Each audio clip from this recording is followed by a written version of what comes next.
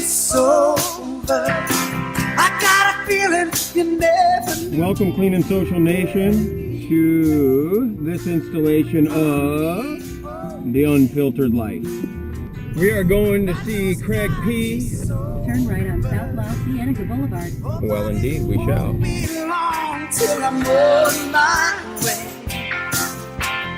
Let's see, we've been driving for 40 minutes, and we have gone 3.5 miles.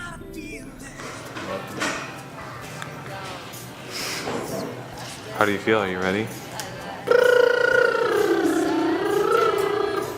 Well, I grew up with what seemed like pretty loving parents, but definitely discovering a lot now that I'm sober that about some of the dysfunction, and just I think being sober now I can actually look at it and call it what it was. And yeah, instead of pretend everything was great. First time I drank and like got drunk was probably 13. I got wasted Right away. Yeah, it was like straight vodka, throwing up.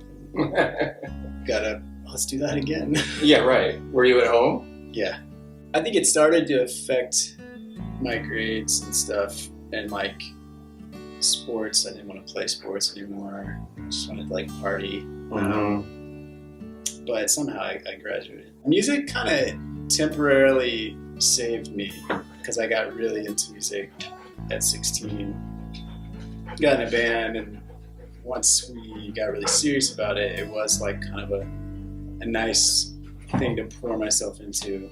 I mean, I've always done music, but once that band I was in broke up, like 5 years later, I kind of found myself back at like, okay, that was a great distraction, but now that's over. Yeah. And I'm a singer-songwriter on my own, you know, with no real expectations or people holding me accountable to the music and stuff. So now I'm like 21. Yeah. And thinking about getting married in the next couple of years, and wondering how marriage and being a musician is all going to fit into the same space, and that, and somewhere in there, and grieving the loss of my band, because I was on the road with them, so we were like brothers, you know. All of us were either using drugs or drinking, except I was sober for part of the time.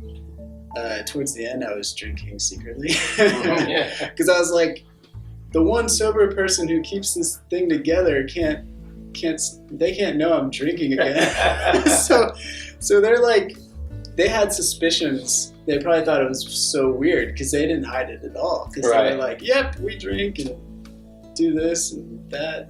From the time I got into music, kind of around the same time, I became a Christian through Young Life and a Young Life camp where I heard the gospel for the first time. So the first couple of years of my being a Christian, it was easier to not drink and use because I was pretty fired up. Yeah. And I did notice a lot of change in those couple of years.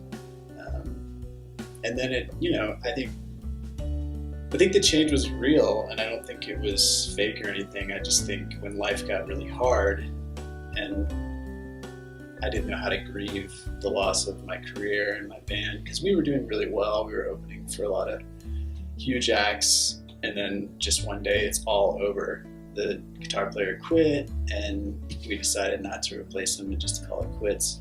It was the right age. We had like record labels looking at us, and then all of a sudden it's all over.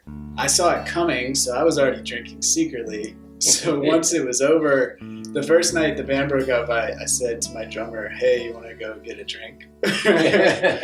I was like, I'm done.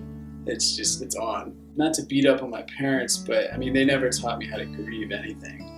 It was just like, we're going to try to protect you from any sort of pain. when family members would die, they'd be like, don't go to the funeral. And I was like, huh? My cousin just died, I should go to the funeral. And they're like, no, don't go. And so it just kept pushing off me kind of growing up.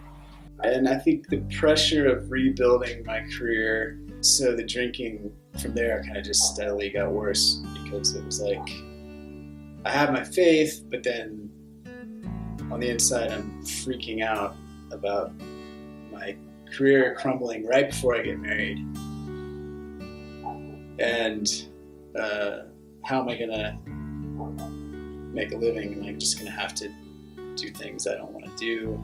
The praise is so intoxicating, because it's not just like, hey, great job on those reports. Right. Great job on the accounting. It's like someone's praising your uniqueness in such a deep way.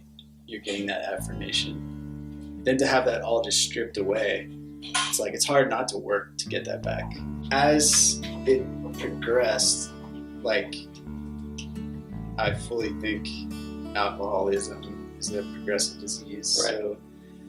So as it progressed into my mid-20s, all my talent wasn't getting me anywhere, because at the end of the day, I was scared to death of showing who I was. I think God protected me from certain doors opening, because had I walked through them in the state I was in, I may have just blown everything in front of a larger audience.